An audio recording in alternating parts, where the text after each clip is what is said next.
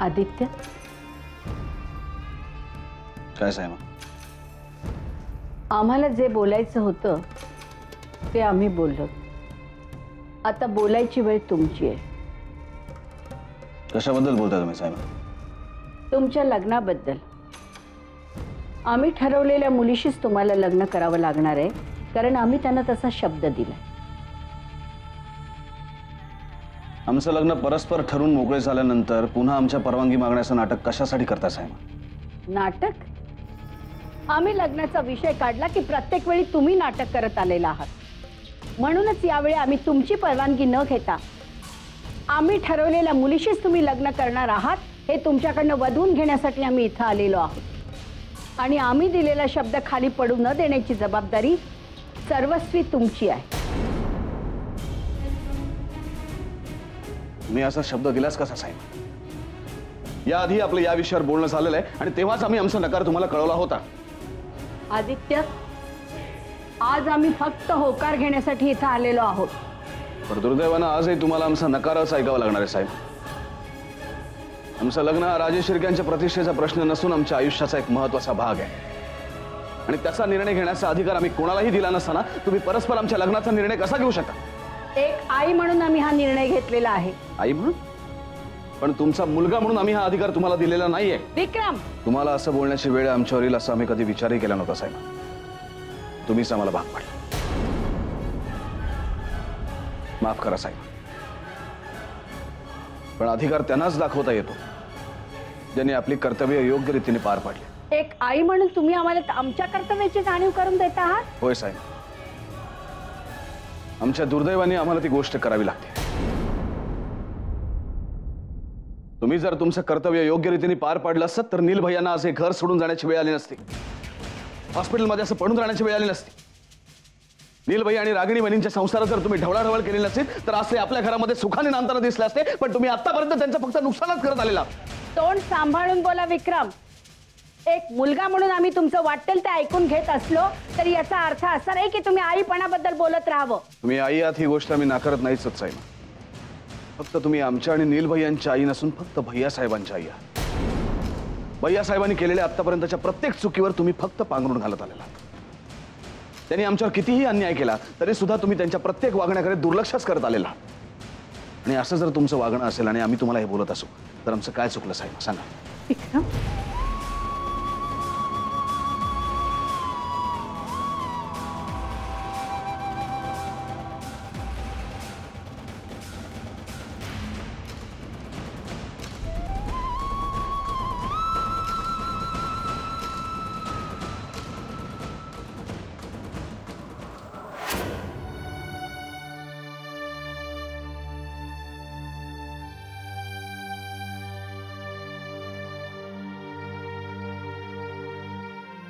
असं का बघतोस? याआधी कधी पाहिलं नव्हतंस? पाहिलं होतं ना, पण या साक्षीला नाही. आधीची साक्षी खूप वेगळी होती. म्हणजे? खरं सांगू, माझा ना माझ्या डोळ्यांवर विश्वासच बसत नाहीये. मी स्वप्न तर बघत नाहीये. राज, तुझे स्वप्न पाहिलं होतंस ना, ते आता खरं झालं असं समज. काल परवापर्यंत मला समजावून सांगणार आहे.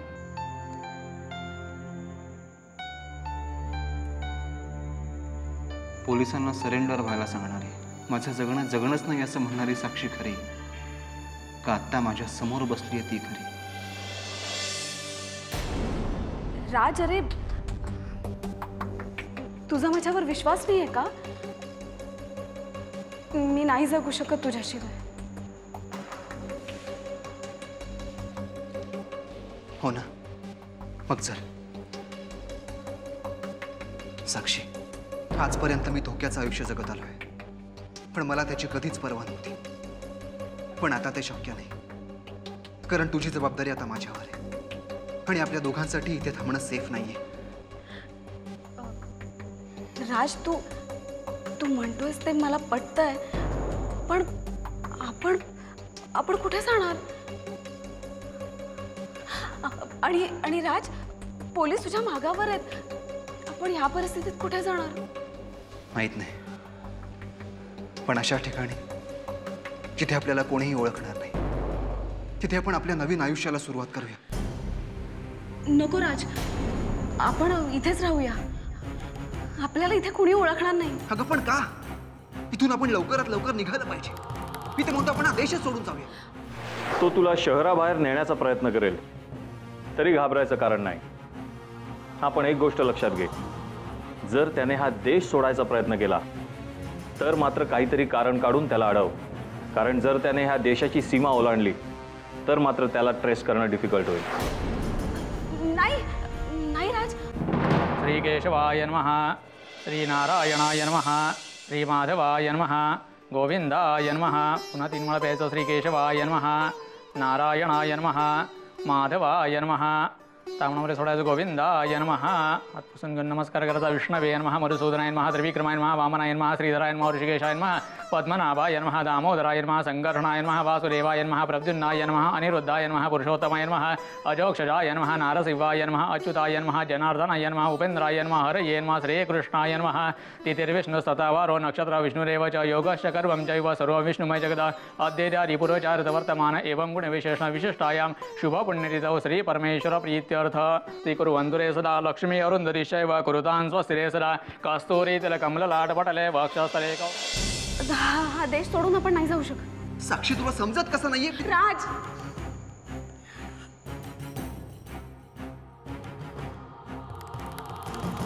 राज मी तुझ्या बरोबर आली आहे. माझ्या घरच्यांना अजूनही माहित नाहीये. तुला माहिती आहे ना, माझ्यासाठी तुझ्यासारखेच माझ्या घरचेही तितकेच महत्वाचे आहेत. मी त्यांना धोका नाही देऊ शकत. साक्षी, तुला काय वाटतं? तुझ्या घरचे तुझ्या निर्णयाला मान्यता देतील? मला वाटलं होतं तू पूर्ण विचार करून माझ्याकडे आलीस. मी जो काही निर्णय घेईन त्यात तू मला साथ देशील, पण तू अजूनही दुधा मनस्थितीत आहेस. साक्षी, राज, तुला आता तुझ्या घरच्यांना विसरलं पाहिजे. राज, ते शक्य नाहीये. राज, मी जसं तुला विसरू शकत नाही तसं माझ्या घरच्यांना सुद्धा नाही विसरू शकत. राज, प्लीज मला समजून घे. प्लीज. मी तुझ्या इकडे निघून आले ना, ते एकदम तडकाफडकी निघून आले. मी घरच्यांनाही सांगितलेलं नाही. राज, साक्षी, पण राज प्लीज, मला थोडा विचार करायला वेळ दे ना. साक्षी, पण राज, तुला माहिती आहे तू माझ्यावर रागावलं, पण माझ्यासाठी प्लीज.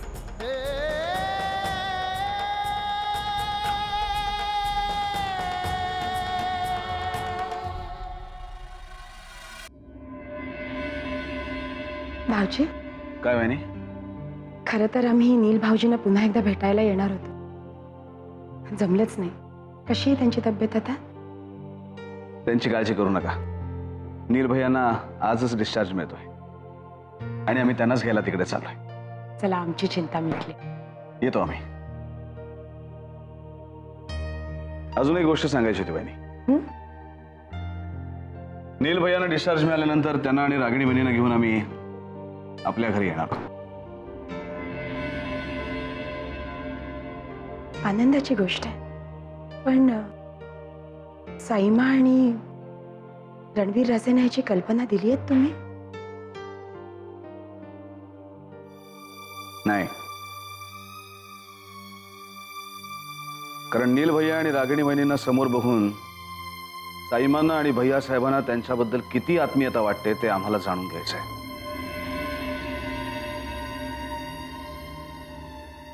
रागिणी बरोबर नील भाऊजींची ह्यांनी आपलं नातं नाकारलं तर या घराशी असलेलं आमचं नातं स्वीकारायला आम्हीही नकार देऊ.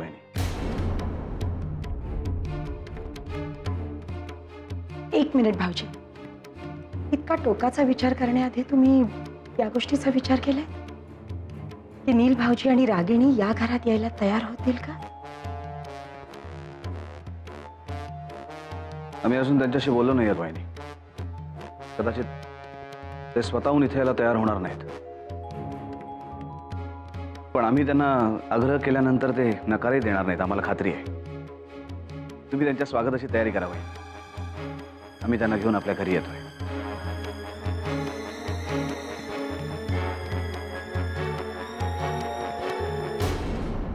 भगवतो महापुरुष विष्णुराज्ञया प्रवर्तमानश जम्बद्वीपे दंडकारणे देशे सर्वदारी नाम संवत्सरे भाद्रपद मासे शुक्ल पक्षे चतुर्थी दिवस नक्षत्रे रविवासरे सस्य शुभ नाम शुभ करणे एवं ग्रह गणे विशेषण विशिष्टायां शुभ पुण्यतिथौ श्री परमेश्वर प्रीत्यर्थ.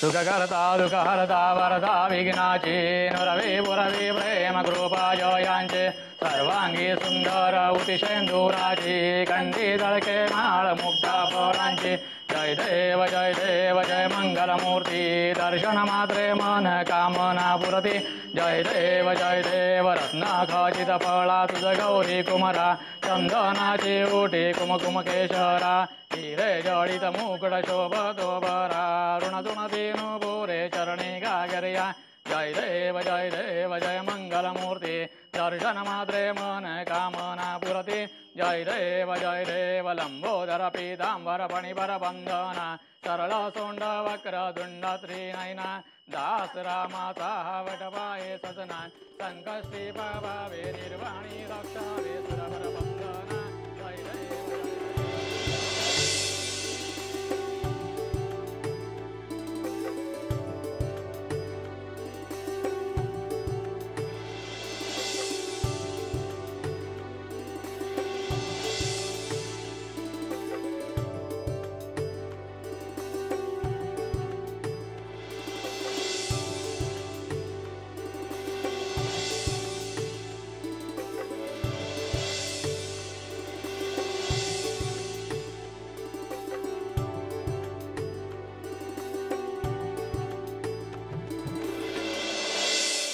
पार्थिव सिद्धि विनायक देवताभ्यन्मा नैवेद्यार्थे महानैवेद्यं समर्पयामि. प्राणाय स्वाहा अपानाय स्वाहा व्यानाय स्वाहा उदानाय स्वाहा समानाय स्वाहा ब्रह्मणे स्वाहा.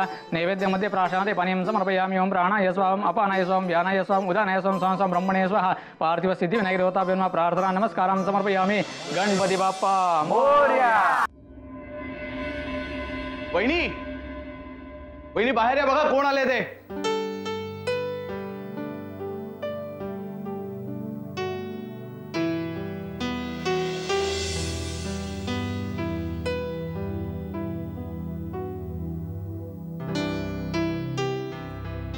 आम्ही तुम्हाला म्हटलं होतं ना वहिनी, हॉस्पिटलमधनं येताना आम्ही नील भैयांना आणि रागिणी वहिनींना बरोबर घेऊन येऊ. हे बघा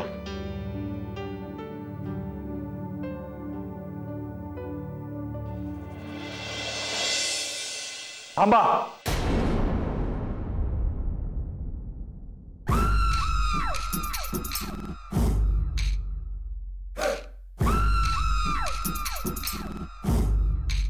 प्रियदर्शनी काय चाललंय? आगे फिरा. साहेब नील भैया तुमचे सख्खे भाऊ. नील भैया हॉस्पिटलमध्ये असताना त्यांना जाऊन आपण भेटावं, त्यांच्या तब्येतीची विचारपूस करावी, इतकं सौजन्य तुम्ही कधीच दाखवलं तुमच्या बिझी शेड्यूलमुळे. पण आज नील भैया घरी आलेत. भैया साहेब निदान आज तरी त्यांची विचारपूस करा.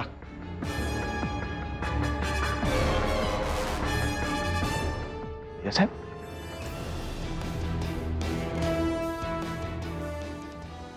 साईमा साईमा तुम्ही तरी. एक मिनिट.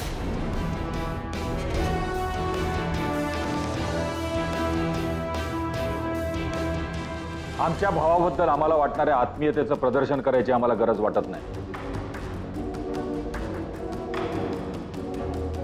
आणि त्याचबरोबर नील राजांना आमच्यापेक्षा जिच्याबद्दल जास्ती आत्मीयता वाटते त्या रागिणीचं इकडे येणंही आम्हाला मान्य नाही. इथं पाऊल टाकण्याचं हिचं धाडस झालंच कसं? आणि कुणाच्या परवानगीने हे इथं आली? भैयासाहेब, आम्ही इथे आमच्या मर्जीने आलो नाही.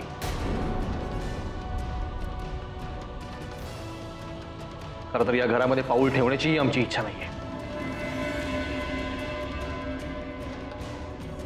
पण विक्रमला आम्ही नकार देऊ शकलो नाही आणि केवळ त्याच्या हट्टाखातर आम्ही इथे आलो आहोत. आमच्या इथे येण्याने काही जणांच्या चेहऱ्यावर सभ्यतेचा बुरखा फाडला जाणार ही भीती दिसतीये, पण त्याचबरोबर आम्हाला इथे बघून समाधानानं हसणारे चेहरे या घरात आहेत.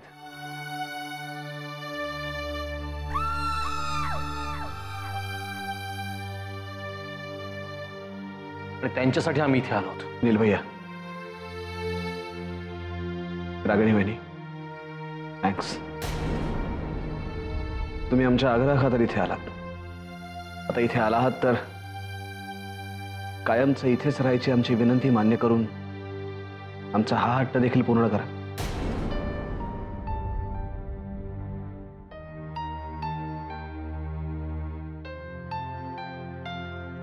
आणि आम्हाला असं वाटतं की तुम्ही जर इथे राहायचा निर्णय घेतलात तर कोणालाच काही प्रॉब्लेम असण्याची शक्यता नाही.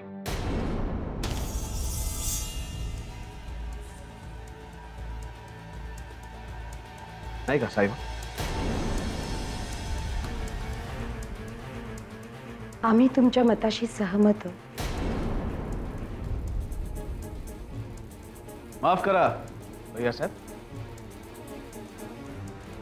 तुम्ही घरचे कर्ते पुरुष आहात. खरं तर आम्ही तुमची परवानगी घ्यायला हवी होती, पण आम्ही नाही घेतली. पण तरी आम्हाला असं वाटतं की आज नील भैयांच्या इथे येण्याने तुम्हाला काहीच प्रॉब्लेम नसावा, नाही का? प्रॉब्लेम आहे.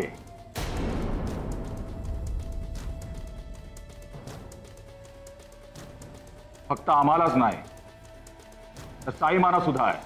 तुमच्या समर्थनार्थ तुम्ही साईमाना काम मध्ये घेता? आमच्या समर्थनासाठी नाही, पण साईमाना फक्त आम्हीच ओळखू शकतो. कोणा साईमा?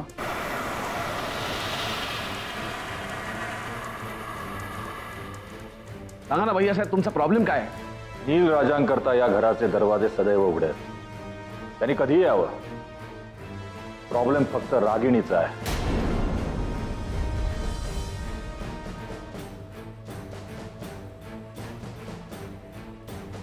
तिने या घरात पाऊल टाकलेला आम्हाला खपणार नाही.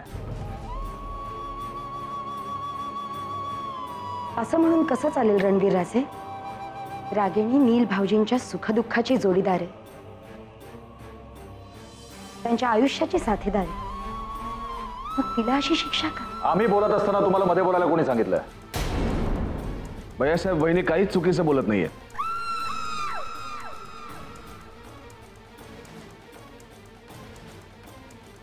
त्यावेळी जे काही घडलं त्याचे एकमेव साक्षीदार आम्ही होतो. त्यामुळे काय खरं आणि काय खोटं हे फक्त आम्हाला माहिती आहे. तरी तुम्हाला जर वाटत असेल की आमचं वागणं चुकीचं आहे, तर मोठ्या मनानं आम्ही हिला या घरात प्रवेश द्यायला तयार आहोत.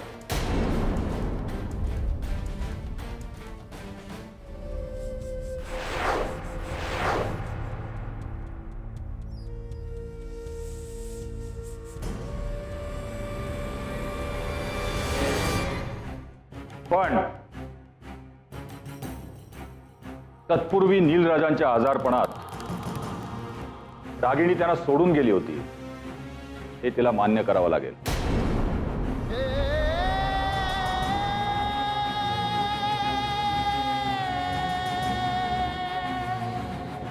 आणि परत आल्यावर आमच्यावर जे तिने आरोप केलेत ते सगळे खोटे आहेत, हेही तिला मान्य करावं लागेल.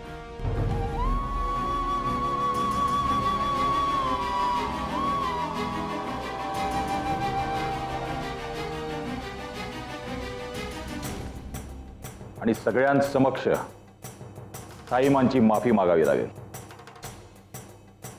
आहे तयारी?